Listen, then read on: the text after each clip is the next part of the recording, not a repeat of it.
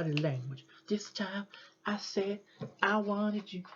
You know, this time the tables are turned. Jerome. Okay, now let's talk about the roots of Graffiti Bridge, because the roots reach deep and hard, basically. So there we are. That's what we see. That's the Steve Park mural, as you know. I mean, see, this was all painted in 1990, whereas this portrait of Prince is 89. Now, Prince went for the long-haired look in 89, but anyway, the roots of Graffiti Bridge, the first time Prince mentions it's actually in September 1987. This was actually after the Sign of the Times tour. Prince was looking for a new direction. This is before the epiphany of December 87, so Free Love Sexy. Basically, Prince knew about Purple Rain. He wanted basically a project that would be sort of along in the lines of the succession of it, pretty much. You know, there you go, some eye candy for you. And what it was basically he basically wanted to create another movie which involved the rivalry between two bands, but plus also Prince leading one of those bands and all the bad guys leading the other bands. But in 86, 87, he was out with the Time, so the Time were not going to be the bad guys.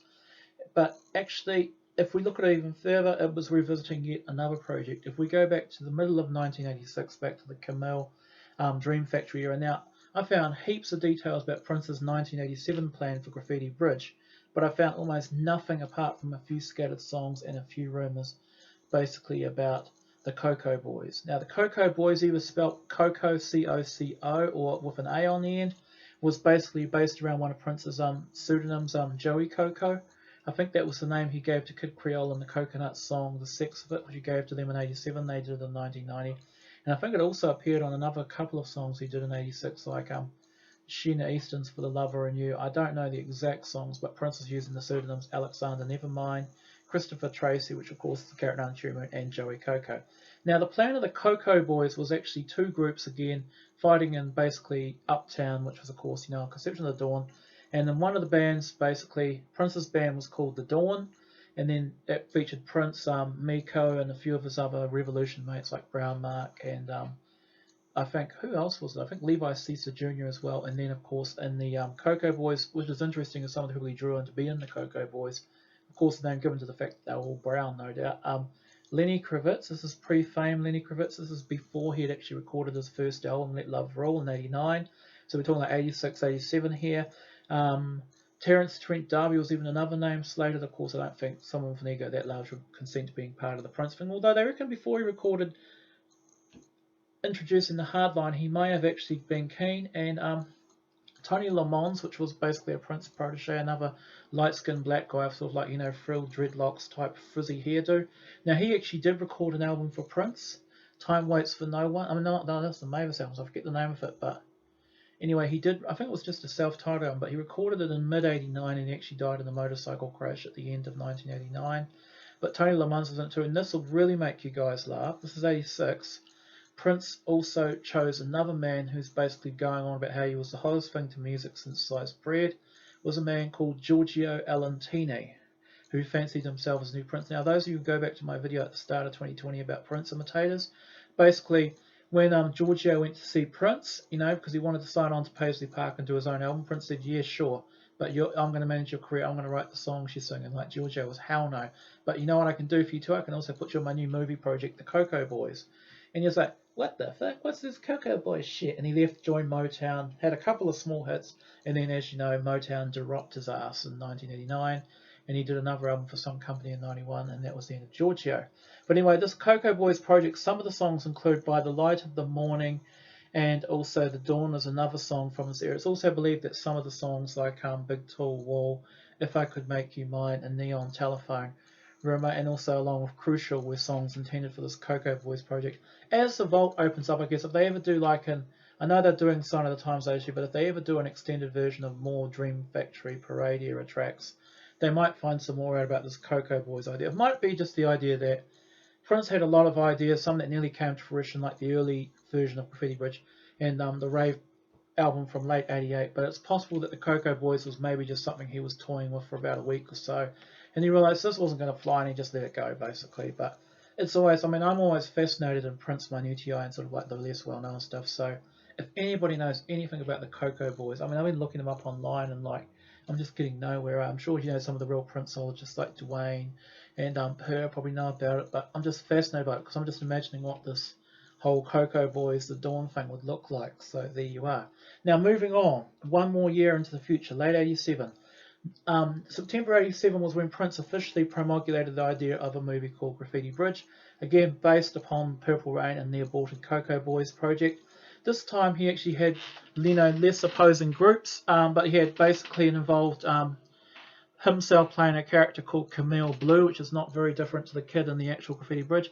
And even funnier was a character called Rufy Washington, played by, that name just sounds so black it's not true. I mean, Washington's a common black surname because of all the slaves at Mount Vernon, Washington's plantation. But anyway, Rufy Washington was actually played by Madonna. Madonna was seriously thinking of this idea. And then Cat Glover was to play a character called Vena, who was like the seductress. And also there'd be several bad characters played by people like Greg and Wally. And Jerome, I think, was slated to be in it, although by that time he'd thrown in his lot and gone with Jam and Lewis, and you hear him on the Janet Jackson track Diamonds. At this time, Prince wasn't talking to Morris Day. I mean, the time we're in hiatus, basically, so we can't go on about the time, pretty much. And then he did actually write some songs for it. I mean, one of them is a song called, now this was funny because there was a live stream with the Night Child and Mr. Anson. We were answering his questions and I nearly won it, but I actually got slipped up by the name of this rare song, which is called Rufy Washington Jet Blues. I mean, I don't even want to know what that song sounds like. It probably just sounds really bizarre. There was also, of course, the early version of Graffiti Bridge, Camille, Everything Could Be So Fine. I've just got the name of some of these songs. Again, it's this damn writing. I can't bloody read it, Crucial, Power Pulse, B-Town, Big Tall Wall, and just some really weird stuff basically. And then what happens in September 87, Prince actually flew Madonna out to actually come and see the project and talk about it. She quit. She said, this is a load of shit, I'm not going to do it, basically, which is quite funny. So then he turned to Kim Basinger because Prince had met and so basically after that, Prince threw it in the closet until late 1988. Late 1988 was basically the first song list. Now, the first version of this song was basically, there were 14 songs on the September 88 version. These included Big Tall Wall, Stimulation, Graffiti Bridge, Bloody Mouth, okay, probably obviously some Violent Fight, and The Question of You. On the second side was B-Town. Again, these are the songs that appear in the 87 one. Pink Cashmere, although this was a different version to what you hear in the 1993 version. Melody Call, The Grand Progression, and God Is Alive. Now, that's interesting because God Is Alive was very much a post-Love 60 track. Now, what happened was this project got scrapped because Prince moved into Rave into the Joy Fantastic. I know this 1999 album. But no, he actually was planning to do it in late 1988, and this album would have included songs like Cookie Jar, Fuchsia Light, People Without, If I Had a Harem, Blues and Sea, and of course God Is Alive. As you know, because of Batman, that also got scrapped. Basically, in a lot of ways, Batman to me really was a distraction because I would have loved to have heard Rave into the Joy Fantastic, and also at the same time, some of these songs were also being worked into his new girlfriend Anna Garcia, not Matey, but this woman called Anna, such as Anna Fantastic. Okay, so we skip past Batman and we arrive back in mid to late 1989. So this is why Batman's running the charts and Prince again has pretty much been able to do whatever he wants. In mid-89, basically he was working on the Corporate World project at the time. He got all these songs hammered out. Him and Morris Day were talking again. He thought, oh great, I've got the time on board. Now, I mean, what made Purple Rain so good? The time. Why didn't I put the time in Graffiti Bridge? So what happened was, and that actually derailed the project because originally Corporate World was going to come out at the end of 89. But he said, Morris, I got something even more fly for you. Why don't you put this shit in a movie? And he's like, oh no, man, don't do another movie. And he's like, I got to do a movie. I got to do Purple Rain again. And so what happened though was a lot of these Corporate World songs got scrapped. Of course, if you know, 4 really bad ones, basically Release It, Shake, The Latest Fashion, and I can't even remember the last. That's Love Machine were put on Graffiti Bridge. Some of them ended up on the 1990 album Pandemonium. But anyway, and then he thought, okay, so we got Kim Basinger because Prince was recording Scandalous Sex Suite. He was doing her in the bloody, in the studio and all this shit. She could be the new Rufy Washington. And then she quit. And then it was pretty much down to Mavis Staples, who said, no, I don't want to do a female lead. What I'll do is I'll just do like an older lady. So that basically now left Ingrid Chavez. And of course, by that stage, Kat, Greg and Wally, all these other people that were in the 87 version were gone. So now we worked basically with a reduced staff. So in September 1989, Mavis Staples and Tevin Campbell were brought in. Prince had met a new girl called Robin Power, who was this black woman with a very average vocal ability. Now she's the one who's basically the coat Jerome rips off in the movie to put on the puddle so Morris can walk across. And that's quite funny because originally she was going to be Prince's romantic lead, but she ended up basically being the mole that hangs around with Morris and his gang, basically. So the last planning took place in January 1990, and what happened was Ingrid Shaviers and Jill Jones got the female leads. Jill Jones really got slated out. She only appears at the start where Prince is in his underground studio working on the mix songs. Okay, and so then we look at the second and third permutations of the Graffiti Bridge album. Okay, the second and third are both dated late 89, but the second includes basically the same as the released album we have, except the grand progression is still there. There's no Thieves in the Temple, it hasn't been written yet, and the latest fashion and Still Would Stand With Time are not there. All round and round. So we've got 14 songs basically. The only big difference between that and the released album was that Tick Tick Bang was basically after Love Machine and before Shake. So it's actually further up in the lineup. Oh no, it's not. No, Elephants and Flowers was further in the lineup. It was actually after Joint Repetition. The third version is basically as the GB release, but now the grand progression has been replaced by Still Withstand All Time. Thieves in the Temple is still not there, or neither is Weekend Funk, although Weekend Funk does appear on the second version. And the other big change is that after Weekend Funk and before Joint Repetition, the song Soul Psychedelicide is included. And finally, 1990, the last version is we got rid of Soul Psychedelicide. Basically, Weekend Funk and Thieves in the Temple have been inserted. And there you are. And basically, the final confirmation, April 1990 was when the final layout of the album was planned with basically Thieves in the Temple as the first single. Originally, they were going to put out The Question of You as the first single, and I think even though as great as The Question of You is, it's too challenging. I'm actually glad they put out Thieves in the Temple as the first single. So there you are, everything has fallen into place by this stage. The next video is going to be a review of the album. Basically, I'm just going to review the tracks, tell you what I think of them, and tell you also what some of the critics think. Now, I'm just going to show you, because you've all been so patient sitting through all this waffling, I'm going to show you some of the stuff I bought in the latest Prince buy-in. Okay, I bought this vinyl single, which is really nice. This is really cheap. It was only like $7. This is from the Come Era. Let It Go. This is a picture disc single, and it's numbered. I've got quite a low number too, 5,709. This is the actual record. It's actually quite a thick 45. Is that beautiful?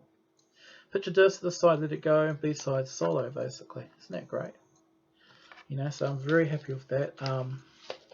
Also, I bought it, like I said, I bought out the Time maxi single to Jerk Out, which basically just features mixes of Jerk Out. There's no extra songs. I know My Summertime Bang or Blondie, you know.